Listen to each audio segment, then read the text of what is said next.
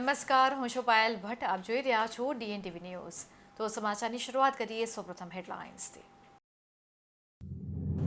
પવિત્ર અમરનાથની યાત્રા પર જનાર યાત્રીઓએ જમનાબાઈ હોસ્પિટલમાંથી મેળવ્યા ફિટનેસ સર્ટિફિકેટ.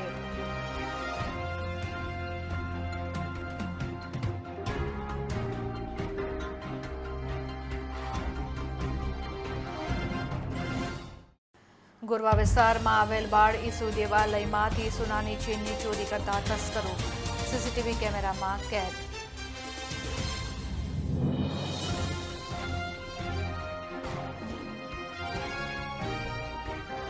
કેન્દ્ર સરકાર દ્વારા કેટલાક જૂના કાનૂની કાયદાઓમાં કરવામાં આવ્યા સુધારા વધારા. આવતીકાલે સયાજીરાવ નાટ્યગૃહ અકોટા ખાતે યોજાશે લીગલ સેમિનાર.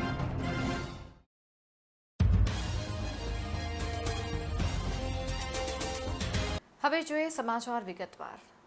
પવિત્ર અમરનાથની યાત્રા પર જનાર વડોદરાના યાત્રીઓએ જમનાબાઈ હોસ્પિટલમાંથી ફિટનેસ સર્ટિફિકેટ મેળવી લીધા હતા. બાબા અમરનાથની યાત્રાનો પ્રારંભ થઈ ગયો છે, ત્યારે ડોક્ટરના મતે અમરનાથની યાત્રાના મહિના અગાઉ દરરોજ 4 થી 5 કિલોમીટર ચાલવું જરૂરી છે. બાબા બર્ફાનીના દર્શન માટે ગુજરાતભરમાંથી હજારો શ્રદ્ધાળુઓ આગામી દિવસોમાં અમરનાથ પહોંચશે.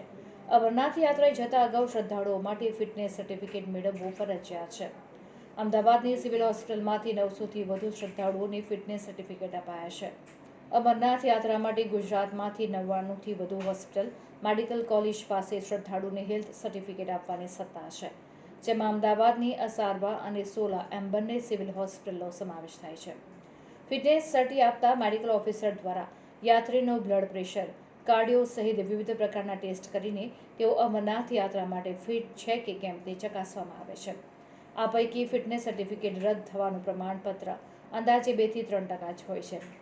વડોદરામાં આવેલ જમનાબાઈ હોસ્પિટલમાં પણ અમરનાથ જનાર યાત્રીઓએ ફિટનેસ સર્ટી મેળવ્યા હતા. હોસ્પિટલના મેડિકલ ઓફિસર ડોક્ટર પ્રકાશ ચૌહાણે જણાવ્યું હતું કે અમરનાથ યાત્રાએ જતા અગાઉ શ્રદ્ધાળુઓએ શારીરિક રીતે પૂર્વ તૈયારી કરી લેવી હિતાવહ છે, જેના ભાગરૂપે યાત્રાના મહિના અગાઉ શ્રદ્ધાળુઓએ દરરોજ સરેરાશ 4 થી 5 કિલોમીટર ચાલવું જોઈએ. નિયમિત પ્રાણાયામ અને ઊંડા શ્વાસ લેવાની ટેવ પાડવી પણ જરૂરી છે. ઊંચાઈ પર અનેક શ્રદ્ધાળુઓને શ્વાસ લેવામાં તેમજ પલ્સ રેટ ઓછા થવાની શક્યતા રહેલી હોય છે. તેનાથી બચવા પૌષ્ટિક ખોરાક લેવો, સતત પાણી પીતા રહેવું, ઊંઘતી વખતે પણ ગરમ વસ્ત્રો પહેરવા જરૂરી છે.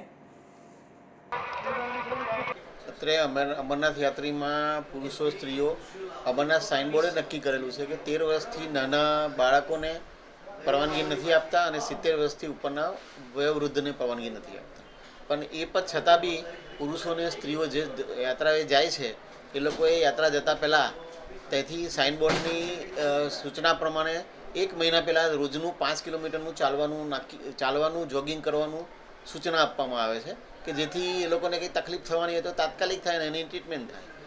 અને 70 વર્ષના ઉંમરના જેને શ્વાસની બીમારી છે કે હૃદયની થોડી બીમારી છે એવા લોકોએ ઓછી ઉંમરના હોય તો પણ એ લોકોએ જવાનું ટાળવું જોઈએ. કે ન જાય તો એમના માટે સારું છે. બાકી અહીંયા બધી ચેક કરીને તપાસ કરીને જ ફિટ કરવામાં આવે છે. અત્યાર સુધીમાં ઓછામાં ઓછા 3 થી 4 હજારનું ફિટનેસ થયેલ છે.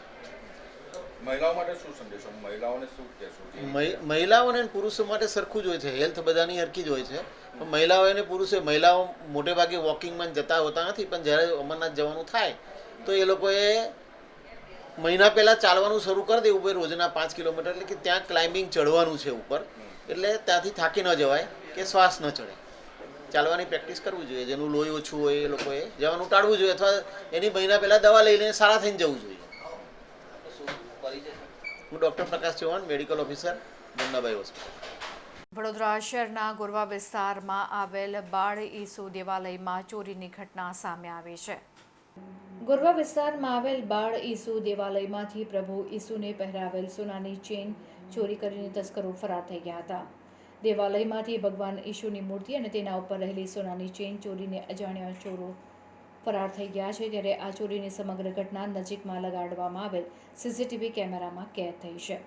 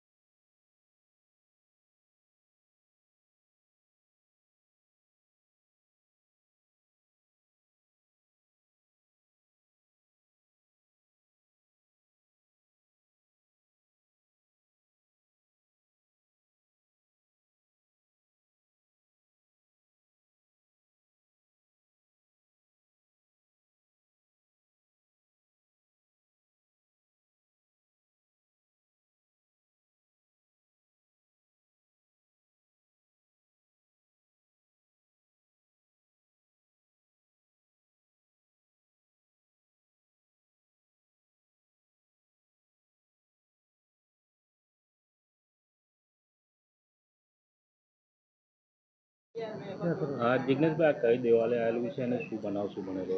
હું ફાધર જિજ્ઞેશ છું.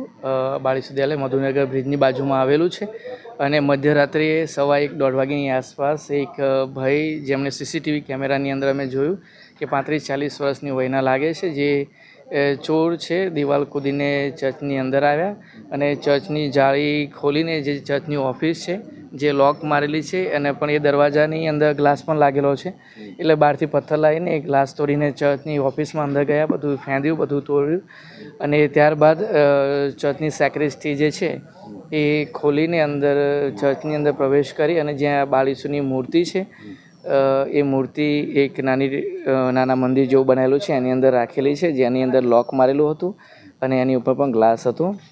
એને પથ્થરથી ગ્લાસ તોડીને એ મૂર્તિ અને મૂર્તિની અંદર એક સોનાની ચેન હતી, એટલે મૂર્તિ સાથે એ મૂર્તિની એને ચોરી કરી છે અને ચેનની પણ ચોરી કરી છે. શું લાગે જે ઓફિસની અંદર આને પથ્થરથી કાચ તોડ્યો છે અને પછી અંદર હવે માલુમ તો એ પ્રમાણે પડે છે કે એને એવું કંઈ પૈસા કે કંઈ હશે એ પ્રમાણે અંદર ગયો હોય એવું લાગે છે, પરંતુ એકદમ સ્પષ્ટપણે તો આપણે કશું કહી શકતા નથી કે કયા હેતુથી આવ્યો છે. જો એને કદાચ સોનાની ચેન કે કંઈક બીજું જોઈતું હતું એ ચેન લઈને ગયો હોત, પરંતુ મૂર્તિ લેવાની શી જરૂર હતી? કદાચ એને લાગ્યું કે મૂર્તિ એક્સપેન્સિવ, પણ મૂર્તિ જે હતી એ પ્રાગ દેશથી મંગાવેલી હતી, યુરોપમાંથી, જે ખાસી એક્સપેન્સિવ પણ છે. અને આ રીતે આખી ઘટના ઘડેલી છે. ત્યાં અહીંયા કોઈ સિક્યુરિટી વ્યવસ્થા કે અમારે કોઈ સિક્યુરિટી નથી, પણ મેઇન ગેટને લોક મારેલું હોય છે. અમે ફાધરો અહીં રહીએ છીએ અને અમારી પાસે કૂતરા પણ છે. જ્યારે ઘટના ત્યારે તમે હતા સાથે ત્યાં? હા, હું મારી રૂમમાં સૂઈ ગયો હતો, પણ આ અવાજ કે એવું કશું ખ્યાલ ના આવ્યો, કારણ કે કદાચ વધારે ઊંઘના લીધે. પરંતુ સવારે જ્યારે ગેટ ખોલ્યો અને પછી આ દરવાજો તો બંધ હોય એટલે એકદમ ખબર ના પડી. 8:30ની આસપાસ જ્યારે આ બાજુ આવ્યા ત્યારે આ બધું તોડેલું જોયું, પછી ખબર પડી એટલે તરત જ અમે પોલીસને 100 નંબર ડાયલ કરીને બોલાવ્યા અને પોલીસની હાજરીમાં આ બધી ચકાસણી અમને પણ કરી અને પછી અમે સીસીટીવી કેમેરાની અંદર ચોર ક્યાંથી કઈ રીતે આવ્યો છે અને ક્યાં ક્યાં ગયો એ બધું અમે જોયું. પોલીસે પણ એમના મોબાઈલમાં એ સીસીટીવીનું આખું રેકોર્ડિંગ લીધું અને મારી પાસે પણ એનું રેકોર્ડિંગ છે. બરોડા બાર એસોસિએશન દ્વારા આવતીકાલે સયાજીરાવ નાટ્યગૃહ અકોટા ખાતે લીગલ સેમિનારનું આયોજન કરવામાં આવ્યું છે.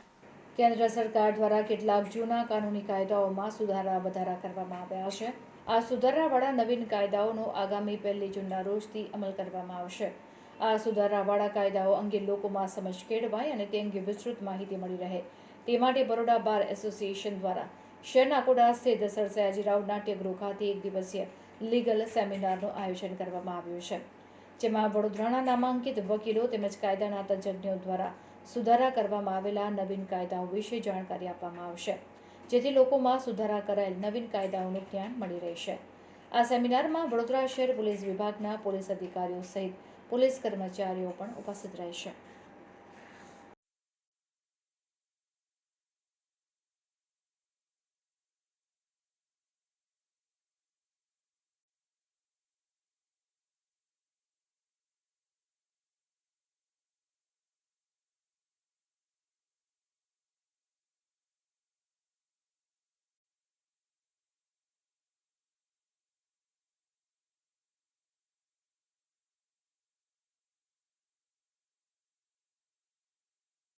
આવતીકાલે 30મી તારીખે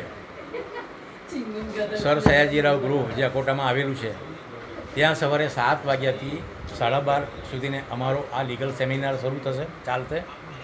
અને એમાં જે અત્યારે જૂના કાયદા હતા, ઇન્ડિયન એવિડન્સ એક્ટ હોય કે ક્રિમિનલ પ્રોસિજર કોડ હોય કે ઇન્ડિયન પિનલ કોડ હોય, આ ત્રણેય કાયદામાં જે સુધારા વધારા થયા છે એ શું છે, એની ઇફેક્ટ શું છે, એનો અમલ કઈ રીતે કરવો, એનું અર્થઘટન એટલે કે ઇન્ટરપ્રિટેશન શું હોઈ શકે, તો એનો સારો અભ્યાસ કરનાર 3 પ્રવક્તા છે.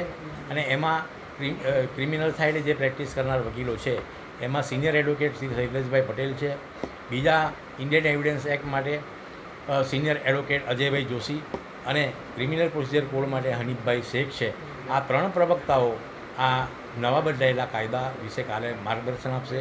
અને એમાં અમારા જે રજિસ્ટ્રેશન કરવામાં આવેલા છે, કોણ ભાગ લેશે વકીલો, એના માટે તો લગભગ 1200-1500 જેટલા વકીલો ભાગ લેશે. અને મને એવું લાગે છે કે આટલા સેમિનારથી કંઈ થવાનું નથી, કારણ કે બીજા સેમિનારો કરવા પડશે, કારણ કે અત્યારે ધસારો એટલો બધો છે કે અમે બધાને ન્યાય નથી આપી શકતા. એવા સંજોગોમાં ભવિષ્યમાં પણ બીજા અમે આવા કાર્યક્રમ કરીશું અને તમામ જુનિયર સિનિયર વકીલોને પૂરતી તક મળે આ કાયદો સમજવામાં એવું વાતાવરણ અમે ઊભું કર્યું છે અને કરતા રહીશું. આ કાર્યક્રમ માત્ર ને માત્ર વકીલશ્રીઓ માટે છે, પરંતુ અમારી જે જાહેરાત છે અને અમારો જે આયોજન છે એ જોઈ અને પોલીસ તંત્રમાંથી પણ ઘણા બધા મિત્રોના ફોન આવ્યા કે અમે આમાં ભાગ લઈ શકીએ, તો અમે એમને કહ્યું કે મોસ્ટ વેલકમ, કારણ કે એ પણ પોલીસ તંત્ર માટે પણ આ કાયદો સમજવો ખૂબ જ જરૂરી છે. કારણ કે પહેલી FIR ફાટશે ત્યારથી જ એમને મૂંઝવણ થશે કે કઈ રીતે કરવી. એટલે આ કામ જે અમે આ કાર્યક્રમ જે કરી રહ્યા છે બરોડા બાર એસોસિએશનના નેજા હેઠળ અમારી આ તમામ ટીમ છે, આપ જોઈ શકો છો, આપ કવર કરી શકો છો. એમાં અમારી સાથે જોડાયેલા વાઇસ પ્રેસિડેન્ટ છે ધર્મેશભાઈ પટેલ છે, પછી ટ્રેઝરર નિમિષાબેન છે અને બીજા રવિરાજ ગાયકવાડ છે, વાયન પંડ્યા અમારા મયંકભાઈ પંડ્યા છે, તેમજ કમિટીમાં ઘણા બધા અમારા મિત્રો જે છે કે જે આ કાર્યક્રમમાં જોડાયેલા છે અને એમના સાથ અને સહકારથી આ એક કામ કરી શકીશું. સર આ જે રજિસ્ટ્રેશન રાખ્યું છે નિઃશુલ્ક છે કે કોઈ ચાર્જેબલ રાખવાનું છે? બિલકુલ નિઃશુલ્ક. સિગ્મા યુનિવર્સિટી દ્વારા મોસ્ટ અવેઇટેડ મેગા પ્લેસમેન્ટનું આયોજન કરવામાં આવ્યું હતું. સિગ્મા યુનિવર્સિટી ખાતે મદદનીશ નિયામક વડોદરાના સહયોગથી વડોદરાના મોસ્ટ અવેઇટેડ મેગા પ્લેસમેન્ટ ફેરનું આયોજન કરાયું હતું. આ ફેરમાં 100 કરતાં વધારે કંપનીઓ દ્વારા 7,000 જેટલી રોજગારની તક ઓફર કરવામાં આવી હતી. પ્લેસમેન્ટ ફેરમાં 1,500 કરતાં વધારે લાભાર્થીઓએ ભાગ લીધો હતો. વડોદરાના કુશળ અને પ્રતિભાશાળી સ્નાતકો અને વ્યવસાયિકોને ધ્યાનમાં રાખીને સિગ્મા યુનિવર્સિટીએ વિવિધ ઉદ્યોગોમાં જે શ્રેષ્ઠ કંપનીઓ છે તેમને આ ફેર માટે આમંત્રણ આપ્યું હતું. ઉપરાંત વડોદરા શહેર જિલ્લાના અનેક વિદ્યાર્થીઓને પણ પ્લેસમેન્ટ ફેરમાં આમંત્રિત કરવામાં આવ્યા હતા. યુનિવર્સિટીના પ્રેસિડેન્ટ ડૉક્ટર હર્ષે જણાવ્યું હતું કે આ પ્લેસમેન્ટ ફેર દ્વારા શ્રેષ્ઠ પેકેજ આપવાનો એક પ્રયાસ છે. સિગ્મા યુનિવર્સિટી તેની શૈક્ષણિક શ્રેષ્ઠતા, ઉદ્યોગ સહયોગ અને વિદ્યાર્થીઓની સશક્તિકરણને યોગ્ય દિશા આપે છે.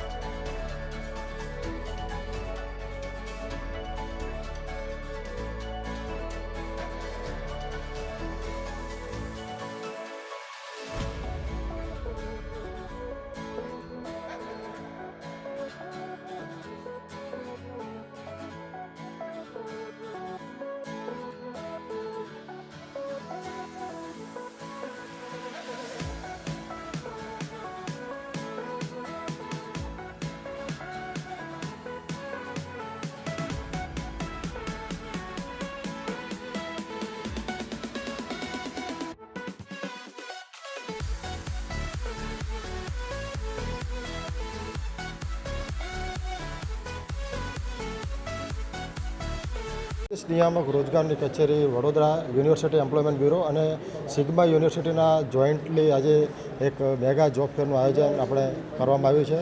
આજના જોબ ફેરમાં લગભગ 7,000થી વધારે જે વેકન્સી માટે લગભગ 100થી વધારે નોકરીદાતાએ આ પાર્ટિસિપેટ કર્યું છે. આજના જોબ ફેરમાં સર્વિસ સેક્ટર અને મેન્યુફેક્ચર એ તમામ પ્રકારની જે વેકન્સીસ છે આ લેવામાં આવી છે. આજના જોબ ફેરમાં લગભગ અત્યાર સુધીમાં 2,000થી વધારે જોબ સિકરે પાર્ટિસિપેટ કરી ચૂક્યા છે અને આજે તેઓના બધાના ઇન્ટરવ્યૂ થવાના છે. સાથે સાથે જે લોકોને સ્કિલિંગ માટે છે એમાં નેશનલ કેરિયર સેન્ટરના જે કોચિંગ સેન્ટર છે, જેના ટ્રેનિંગ ઇન્સ્ટિટ્યૂટ છે, અનુબંધમ નામ નોંધણી કેમ્પનું થવાનું છે, NCS પર નામ નોંધણી તેમજ ઓવરસીઝ જેને ગાઈડન્સ જોઈતું હોય છે જોબ અને એમ્પ્લોયમેન્ટ માટે, એના માટે પણ આજના જોબ ફેરનું આયોજન કરવામાં આવ્યું છે. સો આજે સિગ્મા યુનિવર્સિટીનો સેકન્ડ મેગા પ્લેસમેન્ટ ફેર છે, બટ ઓવરઓલ જોઈએ તો કોન્ઝિક્યુટિવલી આ 4th મેગા જોબ પ્લેસમેન્ટ ફેર છે જ્યાં 100+ કંપનીઝને બોલાયા છે. અને આઈ એમ હેપી ટુ શેર કે આજે આપણી પાસે 110+ કંપનીઝ અને 2,000+ રજિસ્ટ્રેશન છે, બટ કંપનીઝની વેકેન્સી 7,000+ છે. સો વી આર પ્રાઉડ કે અમે આટલું મોટું ઇવેન્ટ ઓર્ગેનાઇઝ કરી શકીએ છીએ અને ઓફકોર્સ એમ્પ્લોયમેન્ટ એક્સચેન્જના સપોર્ટથી અને એમની સાથે આ ઇવેન્ટ કરીએ છીએ. અને સાથે અમારી સાથે ચીફ ગેસ્ટ તરીકે MD પટેલ સર જે VCCIના પ્રેસિડેન્ટ છે એ પણ જોડાયા છે. So it's a big opportunity. મેં મારી સ્પીચમાં જેવી રીતે કીધું કે એક ફાર ઇસ્ટમાં બેમ્બુ હોય છે જે 5 વર્ષ સુધી ઉગતું જ નથી, બટ 5મા વર્ષથી ઉગવાનું ચાલુ કરે છે અને 6 મહિનામાં 90 ફૂટ સુધી પહોંચે છે. તો મારો ક્વેશ્ચન એ જ હતો કે એ 90 ફૂટ જે વધ્યું એ 6 મહિનામાં વધ્યું કે 5 વર્ષમાં વધ્યું. સો એટલે ઇમ્પોર્ટન્ટ છોકરાઓ એમનું 4 વર્ષ કે 3 વર્ષ જે બી ગ્રેજ્યુએશન પતાવ્યું એની પછી અત્યારે એક ઇમ્પોર્ટન્ટ ટાઈમ છે કે કંપનીઝમાં પ્લેસ થાય છે અને ત્યારે જ એમનું ગ્રોથ થશે. અને India being a super power અને જે આપણા પ્રાઇમ મિનિસ્ટર નરેન્દ્ર મોદી સરનું જે વિઝન છે કે ઇન્ડિયા સુપર નેશન બને, નેશનલ પાવર બને, તો આ બધા આપણા નેશનલ બિલ્ડર્સ ઓફ ટુમોરો છે. So I want to wish all great luck and best of luck for their future. I am proud to organize this event. Thank you.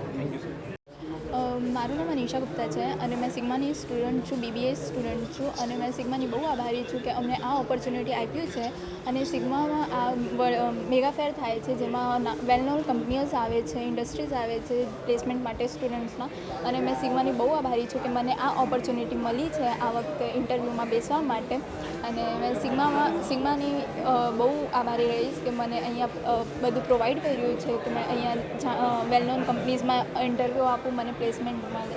Thank you. જે સિગ્માનું આ જે એક ઇનિશિયેટિવ છે બહુ સારું કહેવાય, કારણ કે અમે તો એક industry association Vadodara chamber of કોમર્સનો પ્રેસિડેન્ટ છું અને જે ઇન્ડસ્ટ્રીમાં જે લોકો ઇન્ડસ્ટ્રી જોબની જરૂર છે એ જોબનો જો ફેર હોય તો જેને જે કંપનીઓને જે ટેલેન્ટ જોઈએ છે એ ટેલેન્ટ મળી રહે અને જે જોબ સિકર છે એને જોબ મળી રહે. તો આ એક ઇન્ડસ્ટ્રી એકેડેમિયામાં એક આખું એક બંનેને નજીક લાવવાનો પ્રયત્ન છે જેથી એમ્પ્લોયમેન્ટમાં બેનિફિટ થઈ શકે. હાસ્ય અને કોમેડીથી ભરપૂર ફેમિલી એન્ટરટેનમેન્ટ ફિલ્મ બિલ્ડર બોયઝની સ્ટાર કાસ્ટ વડોદરાના મહેમાન બન્યા હતા. દર્શકો જેની આતુરતાથી રાહ જોઈ રહ્યા હતા તે હાસ્ય અને કોમેડીથી ભરપૂર ફિલ્મ બિલ્ડર બોયઝ 5મી જુલાઈ 2024ના રોજ રિલીઝ થનાર છે. આજકાલ ગુજરાતી ફિલ્મોનો દોર ચાલી રહ્યો છે અને અનેક ફિલ્મો ઘણી સફળ થઈ રહી છે.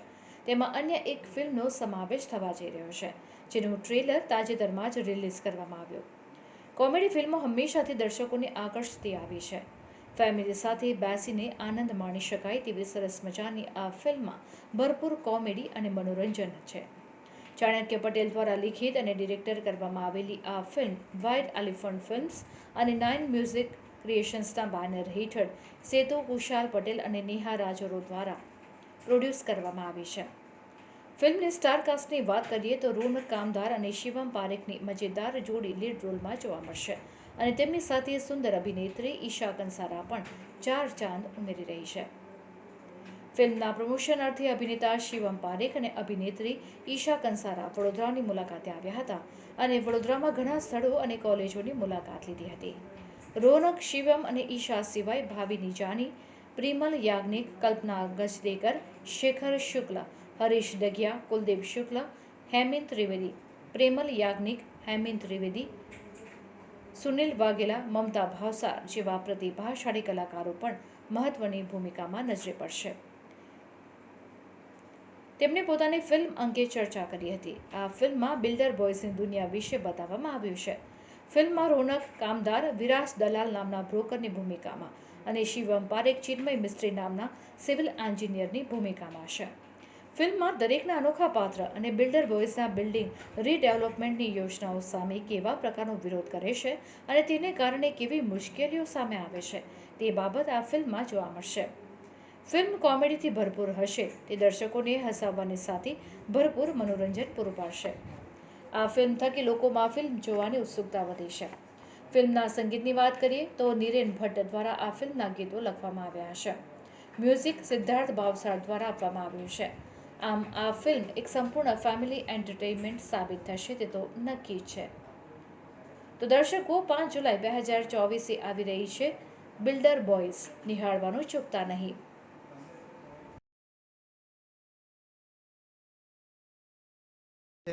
અમે અમારી ફિલ્મ બિલ્ડર બોયઝના પ્રમોશન માટે અહીંયા વડોદરામાં આવ્યા છીએ. આ ફિલ્મ લખી અને ડિરેક્ટ કરી છે ચાણક્ય પટેલે. આ ફિલ્મ 5મી જુલાઈએ રિલીઝ થવાની છે. આ ફિલ્મની વાર્તા બે બિલ્ડર્સ છે જે એક બિલ્ડિંગ બનાવવા માંગે છે, બિલ્ડર બનવા માંગે છે, એમનું સપનું હોય છે અને એના માટે એક રીડેવલપમેન્ટની સ્કીમ એમના હાથમાં આવે છે ફોર સમ રીઝન અને હવે જોવાનું છે કે એ સપનું એમનું આનાથી પૂરું થાય છે કે નહીં. પણ આજે દુનિયાની અંદર એ ઘૂસે છે એ રીડેવલપમેન્ટ માટે અને એની આગળ પાછળ જે બધી મજા અને એ થાય છે એ ખાસ આ પિક્ચરમાં તમને જોવા મળશે. આનું શૂટિંગ અમદાવાદમાં થયું છે, ખાલી ને ખાલી અમદાવાદમાં થયું છે. 25 દિવસ આનું શૂટ ચાલ્યું હતું. નમસ્કાર, હું છું ઈશા કંસારા અને આજે આવ્યા છે અમે બરોડા ખાતે અમારી નવી પિક્ચર લઈને બિલ્ડર બોયઝ જે રિલીઝ થઈ રહી છે 5મી જુલાઈએ અને એક બહુ સરસ લાઇટ હાર્ટેડ સોશિયલ કોમેડી કહી શકો, કારણ કે એમાં હવે રિકન્સ્ટ્રક્શન અને આજે જે રીડેવલપમેન્ટનો આખો એક કિસ્સો ચાલુ થયો છે જે ઇન્ડિયા ખાતે એકચ્યુઅલી બહુ ફેમસ થઈ ગયો છે. તો એની ઉપરની વાર્તા છે કે કઈ રીતે કેટલા પ્રોબ્લેમ્સ થતા હોય છે સોસાયટીના લોકોને અને બિલ્ડર્સને પણ, કે જ્યારે એ લોકો કોઈ નવો પ્રોજેક્ટ લેતા હોય છે રીડેવલપમેન્ટ માટે, કાં તો એ લોકોનું સપનું હોય છે. અને વાર્તા ટૂંકમાં બિલ્ડર બોયઝ 2 છોકરાઓ છે જે લોકોને પોતાનું એક સપનું પૂરું કરવું છે, બિલ્ડર બનવાનું, અને એ લોકો આ રીડેવલપમેન્ટનો ઉપાડો લે છે. અને મારા કેરેક્ટરનું નામ છે દિવ્યા, જે બહુ શાય છોકરી છે અને મમ્મી પપ્પાની એકદમ લાડકવાઈ. એમને જે કહ્યું એ જ કરવાનું, એમના સિવાય બીજું કંઈ નહીં વિચારવાનું. જીવનમાં એના એક્સપિરિયન્સીસ બહુ ઓછા છે એટલે એને ખબર નથી હોતી કે ક્યારેક શું સાચું ને શું ખોટું. અને સરસ મજાનું કેરેક્ટર છે ને આ રીડેવલપમેન્ટની વાર્તામાં જ્યારે દિવ્યા એન્ટર થાય છે ત્યારે એની જ સોસાયટી હોય છે ને એનું એક ઘર હોય છે જેમાં એનું સપનું હોય છે કે મારે જ્યારે નવું ઘર બને રીડેવલપમેન્ટ પછી ત્યારે એ ઘર કેવું હોવું જોઈએ. અને પછી બસ આ બિલ્ડર બોયઝ એ મહેનતે લાગી જતા હોય છે કે કઈ રીતે એ લોકો કોશિશ કરે કે બધાના સપના સાકાર થાય. વડોદરા શહેર પ્રાંત અધિકારીની કચેરીનું સ્થળાંતર નર્મદા ભવનના 6થા માળેથી જૂની કલેક્ટર કચેરી કોઠી ખાતે ખસેડાઈ છે. વડોદરા શહેર પ્રાંત અધિકારીની કચેરીનું સ્થળાંતર નર્મદા ભવનના 6થા માળેથી કચેરી કોઠી કમ્પાઉન્ડ સ્થિત જૂની કલેક્ટર કચેરી ખાતે કરવામાં આવ્યું છે. શહેર પ્રાંત અધિકારીની કચેરી સંબંધિત કામકાજ માટે અરજદારોએ હવે કોઠી કમ્પાઉન્ડ સ્થિત જૂની કલેક્ટર કચેરીએ જવાનું રહેશે. વડોદરા શહેર પ્રાંત અધિકારીની કચેરી અત્યાર સુધી નર્મદા ભવનના 6થા માળે કાર્યરત હતી, જે હવે જૂની કલેક્ટર કચેરી ખાતે સ્થળાંતરિત કરવામાં આવી છે, તેમ વડોદરા શહેર પ્રાંત અધિકારી VK સાંબળે જણાવ્યું હતું.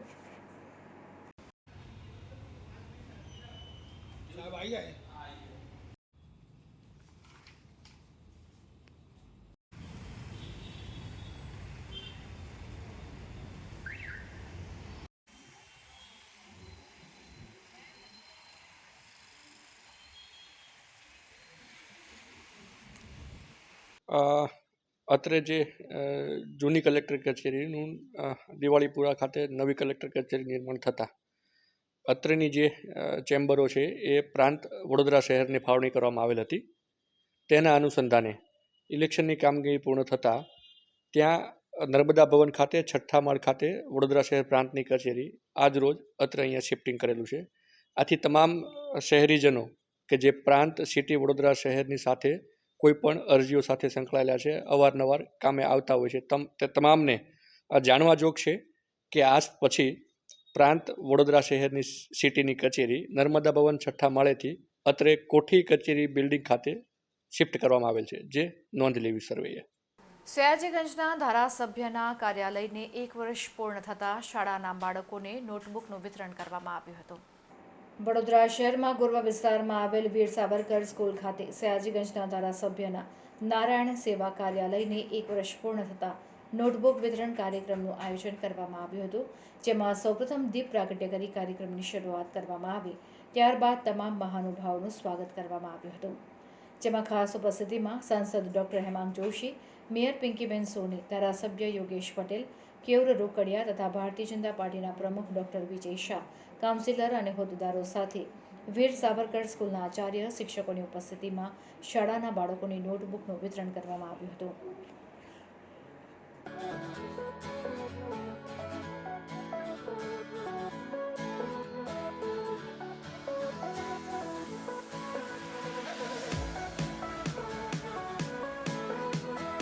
આજે સયાજીગંજ વિધાનસભાના ધારાસભ્ય શ્રી એવા કેયુરભાઈ રોકડિયાનું જે નારાયણ સેવા કાર્યાલય છે એનું 1 વર્ષ પૂર્ણ થવા પર આજરોજ એમના દ્વારા એમના જ કાર્યાલયની બાજુમાં આવેલી વીર સાવરકર જે શિક્ષણ સમિતિની કોર્પોરેશન સંચાલિત શાળા છે એના બાળકોને નોટબુક વિતરણનું અને ચોપડા વિતરણનો કાર્યક્રમનું આયોજન કરવામાં આવ્યું છે. ખૂબ સુંદર એક પથદર્શક પ્રેરણાદાયી પગલું છે એમના દ્વારા કે જ્યારે એમના આ નારાયણ સેવા કાર્યાલયમાં સતત 365 દિવસ લોકો માટે કોઈ ને કોઈ એમના પ્રશ્નો હોય કે સમસ્યાનું નિવારણ, જે ભારતીય જનતા પાર્ટીના પ્રત્યેક કાર્યકર્તાનો ધ્યેય છે કે લોકોની વચ્ચે સતત રહેવું 24/7 અને એમને સાંભળવા, એમના પ્રશ્નોનું નિરાકરણ અને શહેરના વિકાસની દિશામાં પોતાનું યોગદાન આપવું, જે કાર્યાલય કે જ્યાંથી આ બધી જ આપણી કાર્ય પ્રણાલીનો પ્રારંભ પણ થતો હોય છે અને એની સાતત્યતા જળવાતી હોય છે. ત્યારે એનું 1 વર્ષ પૂર્ણ થવા પર આજે બાળકોને એમના ભણવા માટે આ ચોપડાનું વિતરણ ખરા અર્થમાં ખૂબ સુંદર કાર્ય કહી શકાય. કારણ કે દુનિયામાં જો સૌથી મોટું કોઈ દાન છે તો તે વિદ્યાદાન છે. અને આ ધારાસભ્ય શ્રી કેયુરભાઈ રોકડિયાજી દ્વારા જ્યારે આ નોટબુક વિતરણનો કાર્યક્રમ રાખવામાં આવ્યો તો હું તેમને ખૂબ ખૂબ અભિનંદન પાઠવું છું. કારણ કે નગર પ્રાથમિક સમિતિની શાળાઓમાં ખરેખર આર્થિક રીતે જે નબળા અને પછાત વર્ગના પરિવારો છે, એમના બાળકો અભ્યાસ કરતા હોય છે, ત્યારે ક્યાંક ને ક્યાંક આ અભ્યાસમાં ઉપયોગી વસ્તુઓની જરૂરિયાત પડતી હોય ત્યારે ઘણી વખત બાળકોને પણ કોઈક વસ્તુની તકલીફ ન પડે એ માટે એમના દ્વારા અહીંથી આજે એ પણ એનાઉન્સ કરવામાં આવ્યું કે આખા વર્ષ દરમિયાન એમને કોઈ પણ અભ્યાસ માટેની જરૂરિયાતની વસ્તુઓની જે પણ જરૂર પડશે એ પણ એમના દ્વારા પૂરી પાડવામાં આવશે. સમગ્ર જે સંચાલિત શાળાઓના, નગર પ્રાથમિક સંચાલિત શાળાઓના આચાર્યશ્રીઓ છે એમને પણ આ વિષયનો ઉલ્લેખ કરવામાં આવ્યો છે. હું આ કાર્યક્રમના આયોજન બદલ અને કોર્પોરેશન સંચાલિત નગર પ્રાથમિક શિક્ષણ સમિતિના બાળકોને આ લાભ આપવા બદલ ધારાસભ્ય શ્રી કેયુરભાઈ રોકડિયાજીને ખૂબ ખૂબ અભિનંદન પાઠવું છું. તો આ હતા અત્યાર સુધીના સમાચાર. વધુ સમાચાર સાથે ફરીથી મળીશું. ત્યાં સુધી મને રજા આપશો. નમસ્કાર.